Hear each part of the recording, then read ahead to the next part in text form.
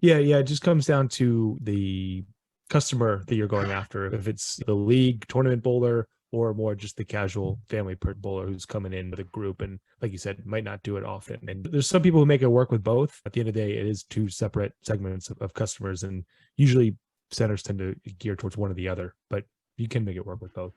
Yeah, the other part of that is the bowling equipment itself, the pin setters. Ours are on the switch bowling system, which I understand the pins are on a string, Yeah. Okay. almost like a Yeah. marionette to Yep. reset them. And from what I understand, that hasn't yet been approved by the bowling associations for league bowling because of the way Correct. they can move Mhm. if an inch or so over or whatever, and they won't reset in their new spot. Yeah, they're not sanctioned for official play. There's some people who have applications in, but yeah, so far no one's done it. Most new centers are going that route just because that's the what's growing faster.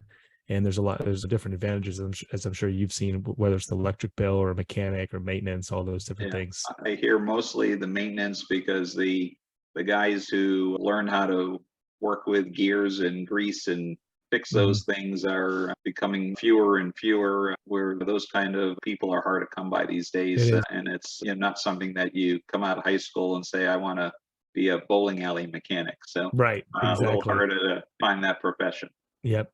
Yeah, and I'd say the adoption is getting up there. There's still a lot of people who don't like them. Apparently, there are a few strokes, or not strokes, but a few pins easier is the string machines, but they're getting better. They're getting pretty close to where you can't notice.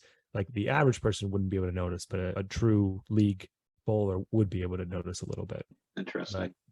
yeah, it saves you a ton on electricity, and it's definitely the way to go if you're going from new. And from our standpoint, it was more of a maintenance and being able to Mhm. fix things quick so that the patrons would be able to get back to enjoying their activity and not be having to shut down a lane for any length of time. And now, so you're sorry, I cut you off. You were saying you have a couple other activities. You were saying you have the arcade, bowling, VIP, darts. What Yeah. else are you going to have? And then just board games. So if people want Mm, to play Monopoly or Giant Jenga or yeah. any of the other, even the old battleship games and stuff, anything that can fit on their table, Mhm. that'd be also something that we just rent out the games and let them enjoy themselves. And maybe we can introduce some new games that they haven't had an opportunity to try yet. And that way they're spending more time in our location and having some Right. more food and drink. Exactly.